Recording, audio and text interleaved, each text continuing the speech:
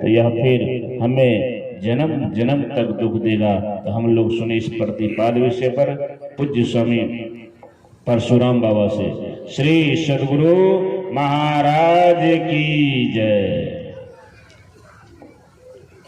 आनंद मानंद करम प्रसन्नम ज्ञान स्वरूपम निज बोध रूपम योगीन्द्रियमीड्यं भवरोगवैद्यं श्रीमद्गुरुं नित्यमहं नमामि। श्रीमद्गुरुं नित्यमहं नमामि। ध्येयं हि परिभवग्नमविष्टदोहं तीर्थास्पदं शिवविरञ्चिनुतं शरण्यं वृत्यारतिहं प्रणतपालभवाब्धिपोतं वन्दे महापुरुष ते चरणारविन्दं। वन्दे महापुरुष ते चरणारविन्दं।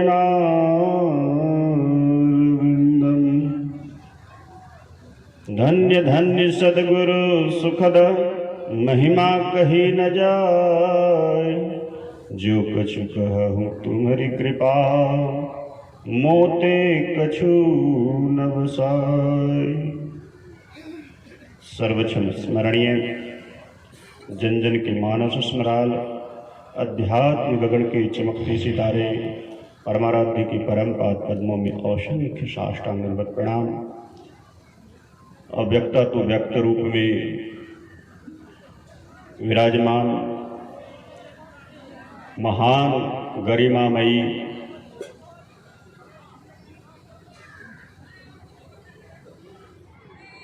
पथ के निर्वाहक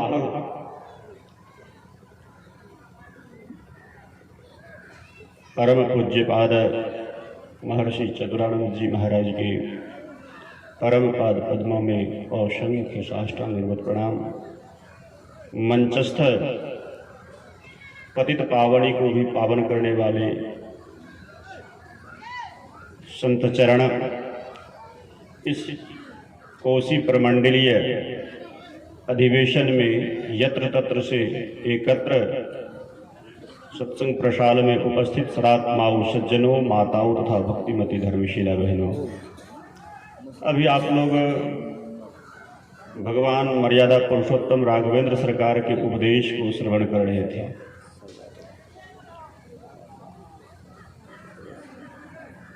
बड़ा ही महत्वपूर्ण और मार्मिक उपदेश है भगवान का। पहली चौपाई को जो हम लोग बहुत बार सुने, बार बार सुनते हैं, बड़े भाग मानुष तन पावा।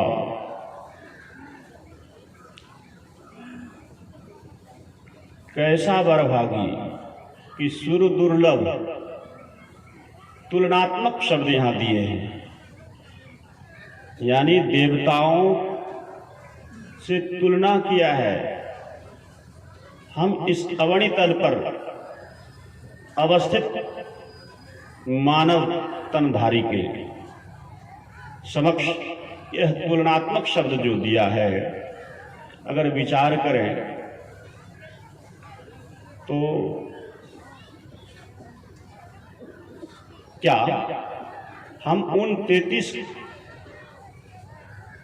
कोटि देवताओं में क्या अग्रगण्य अपने को मान रहे हैं? अपने को उस स्थिति में अवस्थित अपने को पाते हैं? अपने अपने हृदय को टटोलें कि इतने बरभागी कि देवता को भी निम्न श्रेणियों में दिग्दर्शित करा दिए भगवान। तो अब हम मनुष्य अपने आप को टटोल कर देख सकते हैं कि सही मायने में हम कितने पावरफुल हैं। देवताओं के पावर आप लोग सब जानते हैं, और आप अपना पावर को देखिए तो कहेंगे अगर कोई कमियां दिख रही है, पावर में कोई कमियां है, तो कारण क्या है? वहां ऊपर वाली पंक्ति पर गौर करेंगे कि क्या कहें, बड़े भाग मानुष तन पावा। केवल अभी तन पाए हैं, इसलिए बड़भागी कौन है? मनुष्य तन बड़भागी है। तो विचार करेंगे, तन पावा, जिसने पावा मानव तन, वो बड़भागी है। मनुष्य शरीर बड़भागी नहीं, पावा, जिसने पाया वो बड़भागी है। शब्दों पर गौर करेंगे, विचार करेंगे, वो बड़भागी है।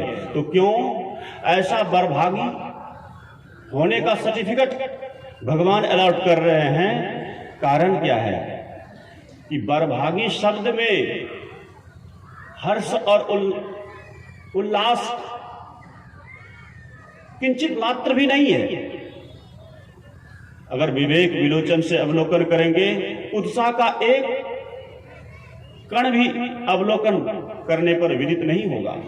क्योंकि अगर गहराई से अवलोकन करेंगे, बड़े भाग मानुष तन पावा, तो शोक के सागर में डूब जाना होगा। क्यों कि बड़भागिता इसलिए दिखा पा रहे हैं भगवान राघवेंद्र सरकार, मर्यादा पुरुषोत्तम, वो देख पा रहे हैं कि वो भगवत्ता की स्थिति में अवस्थित होकर कह रहे हैं कि जितनी अभागिता की स्थिति से गुजरे हो, उसको मैं देख पा रहा हूं। और ये सौभाग्य, ये बड़ा भाग्य है कि मनुष्य शरीर का ये अवसर मिला है।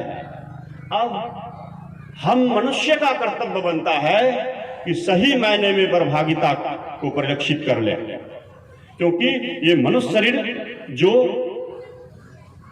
बड़ा भाग्य से जो अवसर मिला है इन जीव को, क्योंकि यह 83,99,999 शरीरों में झकोड़े खाए और सभी दुर्दिनों को देखा, और इस स्थिति को अवलोकन करते हुए मर्यादा पुरुषोत्तम भगवान श्री राम को कहना पड़ रहा है कि बड़े भाग मानुष तन पावा। क्योंकि दुर्भाग्य की स्थिति आकर 4,84,000 जो निभ्रमत यह जीव अविनाशी, ये अविनाशी जीव अपने जीवन काल में, तो समझ सकते हैं मानव का जीवन काल कितना का है, तो उपनिषदकार बताते हैं 100 वर्ष का। लेकिन जीव के जीवन काल का हिसाब कीजिए, तो मानव शरीर का जो जीवन काल है, ये मानव शरीर की आयु 100 वर्ष है। लेकिन जीव अपने, अभी सुन रहे थे हमारे स्वामी विप्रानंद बाबा से, जीवता का उदय हुआ है और इसका भी नाश होगा। और नाश इसको अपने आप नहीं होगा, इसको ही इसी अवस्था में अवस्थित होने, जीवता का जो उदय हुआ है, इसी का नाश करने के लिए ये अवसर मिला है। बड़े भाग मानुष तन पावा। तो कहते हैं कि अभी एक बार बड़े भाग मानुष तन पावा, तो आप यहां राष्ट्रीय कानून में, भारतीय कानून में आप जानते हैं कम से कम 3 गवाही, कोई बात अगर फंस जाती है तो 3 गवाही कम से कम पर्याप्त माना जाता है। लेकिन ये ईश्वरीय संविधान, भारतीय संविधान में 3 गवाही, और ईश्वरीय संविधान में भी कोई गवाही की जरूरत पड़ती है। तो कहते हैं ईश्वरीय संविधान, यहां पर वही संवाद होता है जो ईश्वरीय संविधान क्या कहता है। सत्संग इसीलिए होता है। ईश्वरीय संविधान क्या है, और उस संविधान के अंतर्गत जो मानव चलता है, वास्तव में वही मानव है। नहीं तो ये बरभागी। अगर ईश्वरीय संविधान के अंतर्गत हम जीवन जीते हैं तब तो बड़े भाग, अन्यथा इस पर लाल कलम चल सकता है। तो कहेंगे लाल कलम चल जाएगा बाबा, कौन चलाएगा इस पर लाल कलम? भगवान का अकाट्य वचन है। तो कहते हैं नहीं नहीं, जितने पावरफुल का ये वचन है तो वैसे ही पावरफुल इसका संशोधन भी कर सकते हैं, नहीं कि हम आप नहीं कर सकते। तो कहते हैं कि बड़े भाग मानुष तन पावा, इस पंक्ति को पाकर पढ़कर इतराओ मत, लेकिन आगे मानव तन बरभागी बना रहे, इसके लिए तुम पुरुषार्थरत हो या नहीं, प्रयासरत हो या नहीं। तो कहते हैं अगर नहीं, ईश्वरीय संविधान के अंतर्गत नहीं हो तो यह इस पर लाल कलम चलाते हैं। इसी में से पावरफुल जो है भगवान शिव अपनी भारिया से कहते हैं कि सुना हो उमा ते लोग अभागी, हरि तजी हो विषय अनुरागी। वह अब बताइए बरभागी शब्द रिजेक्ट हुआ कि नहीं, और कौन किया? तो कहते हैं शिव जी किए। नहीं नहीं, शिव जी नहीं किए, आप अपने ही से इस पंक्ति को रिजेक्ट कर दिए। क्योंकि हरि तजी, किसने तजा? भगवान तजने के लिए सिखाया था हम मनुष्य को, भगवान शिव ने सिखाया नहीं। जब हम विषयान्मुख होकर के जीवन जिया तो भगवान को बस विवेचन कर देने की जरूरत पड़ी कि हे उमा सुनो, वो लोग अभागी है, बरभागी नहीं, हरितजी। तो इसलिए कहते हैं जब भगवान शिव अगर रिजेक्ट करने की स्थिति में थे तो भगवान राम को भी कुछ विदित करा देना चाहिए कि बरभागिता तुम्हारा बरकरार रहे, उसका भी संकेत होना चाहिए भगवान के द्वारा। तो हाँ, भगवान गलती कर नहीं सकते, भगवान बताने का प्रयास हर संभव कर चुके हैं। ऐ बरभागी कहलाने वाले, बरभागिता के पद पर इतराने वाले, हमने भी कह दिया था क्या? नर तन कर फल विषय न भाई। ये मेरे भाई, ये नर्तन जो विला है ये विषयालुलुप होकर, विषय के लोलुप होकर के जीने के लिए नहीं, इसलिए निर्विषय भाई। तो निर्विषय क्या? निर्विषय तत्व परमात्मा, वो हरि है। इसलिए उस विषय से हमें विमुख कौन करेगा? विमुखता की स्थिति पैदा हमारे अंदर कौन करेगा? तो कहते हैं अगर वो अवसर मिल गया तो वहां फिर एक बार बरभागी शब्द तुम्हारे जीवन में परिलक्षित होगा। जब विषया रस से विमुख हम होंगे उस समय तुरंत बड़े भाग शब्द आएगा, क्योंकि बड़े भाग पाइए सत्संगा। मानव अपने जीवन में अगर सत्संग की रति जीवन में उत्पन्न कर लिया तो वहां दूसरा पंक्ति परिलक्षित हो गया। वो मनुष्य बरभागी है जिसके जीवन में सत्संगानुराग उत्पन्न हो चुका है, सत्संग उसकी सांस बन चुकी है। सही मायने में अभी 50% हुए हैं बरभागी, पूरा नहीं हुए।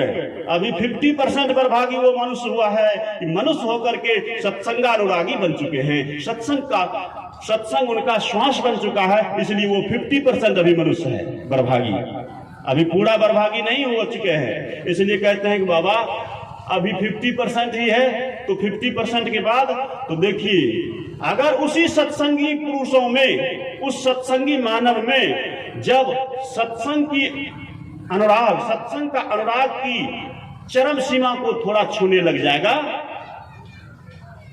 ऊर्ध्वम गच्छन्ति सत्त्वस्तः, उसके अंदर में सात्विकता चरम पर पहुंचने लग जाए, ऊर्ध्वगमन होने लग जाए, तब फिर वो अवसर अगर जीवन में उन सत्संगी के जीवन में आ जाए तो निश्चित रूप से वहां फिर से बड़े भाग शब्द आएगा। क्योंकि इस सत्संग को कहते हैं धर्म कथा बाहर सत्संगा अंतर सत्संग।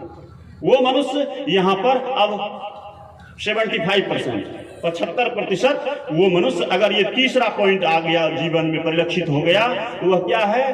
तो कहते हैं अंतर सत्संग की अनुरक्ति अगर हो जाए और उसकी चरम को प्राप्त करने लग जाते हैं, कहते दलन मोह तम सोसु प्रकाशु बड़े भाग उर आवे जासु। जो मानव अपने जीवन में अंधकार को फाड़ कर प्रकाश को प्राप्त किया, अब वो अभी भी पूरा 100% परिलक्षित नहीं हुआ है उनके जीवन में बरभागिता शब्द, बरभागी शब्द, वो मनुष्य ऐसे बरभागी हो जाते हैं, कहते हैं कि बाबा ये डायरेक्ट ये अवसर कैसे प्राप्त होगा। इसके लिए बहुत काल सत्संग करने के बाद उसी सत्संग के अनुराग की स्थिति में एक अवसर और आएगा। क्या कहते हैं कि जे गुरु पद अंबुज अनुरागी ते लोकहु वेदहु बरभागी। कहते हैं बहुत काल तक जब सत्संगियों के और सत्संग के अनुराग आपके अंदर में होगा, तब मन में बेचैनी उत्पन्न होगी, व्यथा हो, उस तरह का व्यग्रता होगा कि नहीं गुरु कर लेना चाहिए। जीवन में गुरु की बड़ी आवश्यकता है। जिस दिन उस मनुष्य के जीवन में बेचैनी हो गई कि जीवन में गुरु बहुत जरूरी है, तो कहते हैं उस दिन वो तीसरा पॉइंट आएगा, जे गुरु पद अंबुज अनुरागी। गुरु पद के अंबुज अनुरागी हो गए तो कहते हैं अब उसको बरभागी कौन कहते हैं। केवल ग्रंथों के पन्नों ने नहीं कह रहा है, ग्रंथों के पन्नों के आधार पर आप बरभागी नहीं है। ते लोकहु, उसके इर्द गिर्द आस पड़ोस के रहने वाले जो भी हैं वो सब उनको हृदय से बरभागी स्वीकार करता है। आप बड़े भाग्यशाली हो भाई, हम लोग सब तरह से संपन्न होकर के भी जो काम नहीं कर पाते हैं, लेकिन तुम इस तरह की स्थिति में रह करके ऐसे सत्संग करते हो, गुरु चरणाश्रित रहते हो और इतने इतने साधु महात्माओं के चरणों में अनुराग रखते हो। सही मायने में तुम बरभागी हो। हमारी इतनी अकूत संपत्ति वैभव वो किसी काम का नहीं है। गांव समाज में सुनाने लग जाते हैं ते लोकहु, इस लोक में बरभागिता सिद्ध होने लग जाती है। अब वेदहु यानी वेदांत भी ऐसे मनुष्य को बरभागी का उद्घोष करने लग जाते हैं। तो कहते हैं ते लोकहु वेदहु बरभागी। अब कहते हैं यहाँ अब पूरे अभी 75% हुए हैं, अभी और पूरा। तो कहते हैं कि अब उस गुरु के कृपा से, गुरु के आशीर्वाद से, गुरु जुक्ति से तब अंतर जगत में प्रवेश करेंगे। तो कहते हैं दलन मोह तम सोसु प्रकाशु बड़े भाग उर आवै जासु। कहते हैं अंदर में जहां प्रकाश हुआ वो ऐसे बरभागी हो गए कि उनके सामने, उनके इर्द गिर्द में उनके अभाव को पूर्ति करने के लिए देवी देवता भी उसके इर्द गिर्द रहने के लिए तरसते हैं। वो ऐसे बरभागी हैं। अब उनके लिए सुर दुर्लभ। अब उन मनुष्य के जीवन में ये चरितार्थ हो गया और वो देख पाते हैं इस स्थिति में अवस्थित होकर के कि सही मायने में ये देवता लोग तरस रहे हैं और अपनी दिव्य चक्षु से वो देख पाते हैं। अगर अब देखिए अब अंत में पूर्ण बरभागी और इतने बरभागी कि कहते हैं अब गुरु महाराज की एक पंक्ति लीजिए, अंतिम पंक्ति है। कहते हैं अब इसको किसी काल में किसी तरह से कोई भी बरभागिता पर कलम चलाने की औकात नहीं रखता है, चाहे ईश्वर कोटि की देवता ही क्यों ना हो, कोई दुनिया का कोई शास्त्र नहीं। कहते हैं वो बरभागी अंतिम शब्द है। कहते हैं अपने जीवन में जो मानव इस अंतिम लक्ष्य को प्राप्त किया, अद्भुत अंतर की डगरिया जा पर चलकर प्रभु मिलते, दाता सतगुरु धन्य धन्य जो राह लखा देते। तो कहते हैं चलत पंथ सुख होत महा है जहां अजर झरते, अमृत ध्वनि की नौबत जहरत बरभागी सुनते हैं। तो सुन लीजिए, मनुष्य बहुत हैं लेकिन सत्संग कितने करते हैं, और सत्संगी बहुत हैं उसमें प्रकाश कितने प्राप्त किए हैं, और प्रकाश बहुत प्राप्त किए हैं, शब्द कितने प्राप्त किए हैं। जो अंतिम इस चरम सीमा को जिसने प्राप्त किया है वो ते लोकहु वेदहु बरभागी, वो सही मायने में बरभागी है। अब इसको कोई अभागी कभी एक क्षण के लिए भी वो समय नहीं आने वाला। यहाँ पर जीवता का अंत हो गया और ये मनुष्य शरीर प्राप्त करने का उस परमात्मा ने जिस ध्येय से दिया है, उस परमात्मा के ध्येय को उस मनुष्य ने पूरा कर दिया और उसकी मानवता अपने जीवन में चरितार्थ कर लिया। इसलिए अगर अपने जीवन में मानवता को प्राप्त करना है, मानव जीवन को देने का मूल ध्येय जो परमात्मा का था उसको अगर सार्थक करते हैं तो यह लोक चकाचक जब तक रहेगा, वो मनुष्य चकाचक रहेगा। यहाँ भी आनंदेर आनंद बारह प्रतिक्षण रिपु जय पारा जय सकल ही आनंदमय। अब ज्यादा नहीं कहते हुए अपने वाणी पर यही विराम देते हैं। एक बार श्रद्धा और प्रेम से बोलिए श्री सद्गुरु महाराज की जय। हम लोग